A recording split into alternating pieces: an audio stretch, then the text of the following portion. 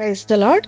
ఈ రోజు దేవుని వాక్యము, దేవుడే మనకు ప్రాకారముగా ఉండును, నేను దాని చుట్టూ అగ్ని ప్రాకారముగా ఉండును, నేను దాని మధ్యను నివాసినై మహిమకు కారణముగా ఉండును.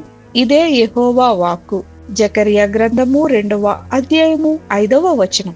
ఆహా, ఇది నిజంగా ఎంత అద్భుతంగా ఉంటుంది. దేవుడే ఒక కుటుంబమునకు, పట్టణమునకు, దేశమునకు అగ్ని ప్రాకారముగా ఉండి ఆయన దాని మధ్యలో నివసిస్తూ ఉంటే అది మహిమకు కారణంగా ఉండబోతుంది. ఆయన మన చుట్టూ, మన బిడ్డల చుట్టూ అగ్ని ప్రాకారంగా ఉన్నప్పుడు ఎటువంటి తెగులును, రోగమును ఆయనను దాటి రాదు.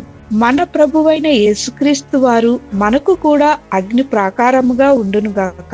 ప్రార్థన. ప్రభువైన యేసు, మీరే మాకు కలిగిన సమస్తమునకు అగ్ని ప్రాకారముగా ఉండుమని యేసు నామమున అడుగుచున్నాము తండ్రి. ఆమేన్.